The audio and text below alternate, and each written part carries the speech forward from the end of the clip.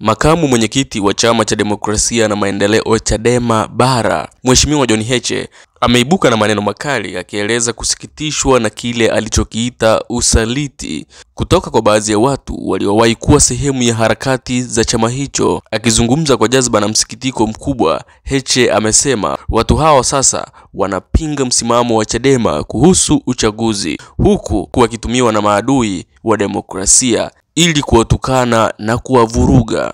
Katika kauli iliyozua mijadala mikubwa mitandaoni, Heche alisema, kuna watu tulionao tukadhani ni wenzetu, leo wametusaliti, wanataka tuingie kwenye uchaguzi huu, wametumwa kututukana, na wakati huo uchaguzi wanaoutaka haujawahi kushinda hata kitongoji. Kauli hii imekuja wakati ambapo mvutano mkubwa unaoendelea kati ya Chadema na baadhi ya makundi yaliyojitokeza kupiga debe ushiriki katika uchaguzi ujao, licha ya madai ya kukosekana kwa mazingira huru na haki ya uchaguzi. Chadema chini ya mwenyekiti Tundu Antipas Lissu ambaye yupo gerezani na viongozi wengine wa juu wamekuwa wakisisitiza umuhimu wa mabadiliko ya msingi ya mfumo wa uchaguzi kabla ya kushiriki uchaguzi wowote ule. John Heche aliongeza kuwa baadhi ya watu wanaojitokeza kupiga debe uchaguzi wanafanya hivyo kwa maslahi binafsi au wametekwa na mfumo wa kimapendeleo unaowanufaisha wachache. Alisema kuwa hawezi kuhalalisha uchaguzi ambao tayari una kasoro kubwa za kiutendaji, kisheria na kikatiba.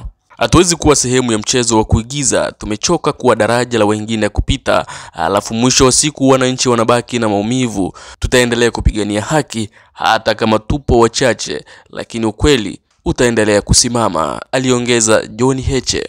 Wachambuzi wa masuala ya siasa wanasema kauli hii ni sehemu ya mpasuko unaoonekana ndani ya upinzani, hasa wakati huu ambapo kuna presha kubwa ya maandalizi ya uchaguzi mkuu wa 2025. Chadema inasisitiza kuwa ni lazima kuundwa upya kwa tume huru ya uchaguzi na mchakato mzima wa uchaguzi upitiwe ili kuhakikisha usawa na haki kwa vyama vyote. Katika kipindi cha hivi karibuni, baadhi ya wanasiasa waliowahi kuwa ndani ya Chadema au waliowahi kuwa karibu na harakati zake wameonekana kubadilika na kuchukua msimamo tofauti, wakihamasisha ushiriki kwenye uchaguzi uliopo sasa, hali ambao viongozi wa Chadema wanaitafsiri kama usaliti unaolenga kuififisha sauti ya mabadiliko. Kwa sasa macho yote yako kwa viongozi wa upinzani kuona iwapo watashikilia msimamo wao wa kutoshiriki uchaguzi hadi mabadiliko yafanyike, au kama pressure ya kisiasa na mitazamo tofauti ndani ya harakati zao itaweza kuwabana